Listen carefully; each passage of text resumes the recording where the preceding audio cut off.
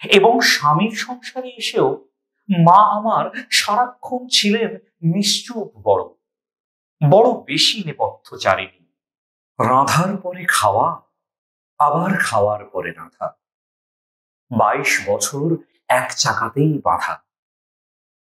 রবীন্দ্রনাথ ঠাকুরের কবিতা। প্রতি বছর 8ই মার্চ এই আন্তর্জাতিক নারী দিবস এলে আমার কোনো বীরাঙ্গনার কথা মনে পড়ে না, মনে পড়ে না কোনো মহীয়সী নারীর কথা। আমার কেবল চোখে ভাসে আমার মায়ের মুখটা, আমাদের মায়েদের মুখ, যারা দিনের পর দিন, মাসের পর মাস, বছরের পর বছর ওই রান্নাঘরের কোণটায় কাটিয়ে দেন। চলুন না, এই বছরের এই আন্তর্জাতিক নারী দিবস আমরা আমাদের মায়েদের উৎসর্গ করি।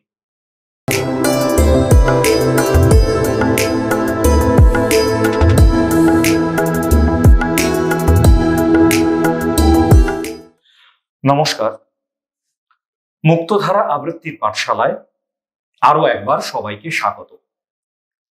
আজ আমরা শুনব পূর্ববঙ্গের বিখ্যাত কবি শামসুর রহমানের লেখা কবিতা কখনো আমার মাকে। খুব সাদামাটা একটি কবিতা, একেবারে আমাদের মায়েদের জীবনের মতোই সহজ সরল অনাড়ম্বর ভাষায় লেখা। কাজেই এই কবিতাটি আবৃত্তি করবার সময় নাটকীয়তার কোনো প্রয়োজন নেই, গলাকে খুব উঁচুতে তোলা বা নিচে নামানোর কোনো অবকাশ নেই।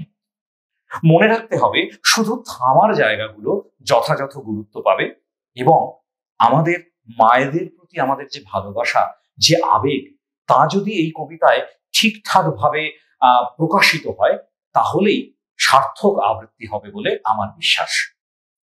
শুরু করছি কবিতা কখনো আমার মাকে। কখনো আমার মাকে কোনো গান গাইতে শুনিনি। সেই কবে শিশুরাতে ঘুম পাড়ানিয়া গান গেয়ে আমাকে কখনো ঘুম পাড়াতেন কিনা আজ মনেই পড়ে না।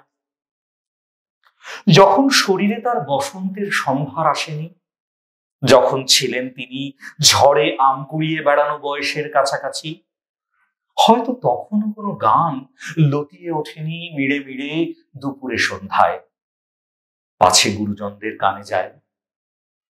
এবং স্বামীর সংসারে এসেও মা আমার সারাক্ষণ ছিলেন নিশ্চুপ, বড় বড় বেশি নেপথ্যচারিণী। যতদূর জানা আছে, টপ পাখি খেয়াল তাকে দখল করেনি কোনোদিন। মাছ কোটা কিংবা হলুদ পাটার ফাঁকে, অথবা বিকেল বেলা নিকিয়ে উঠোন, ধুয়ে মুছে বাসন কোসন, সেলাইয়ের কলে ঝুঁকে, আলনায় ঝুলিয়ে কাপড়, ছেঁড়া শার্টে রিফুকর্মে মেতে আমাকে খেলার মাঠে পাঠিয়ে আদরে, অবসরে চুল বাঁধবার ছলে কোনো গান গেয়েছেন কিনা এত কাল কাছাকাছি আছি তবু জানতে পারিনি। যেন তিনি সব গান দুঃখ জাগানিয়া কোনো কাঠের সিন্ধুকে রেখেছেন বন্ধ করে আজীবন। এখন তাদের গ্রন্থিল শরীর থেকে কালে ভদ্রে সুর নয়, শুধু ন্যাপথলিনের তীব্র ঘ্রাণ ভেসে আসে। নমস্কার, সকলে ভালো থাকবেন।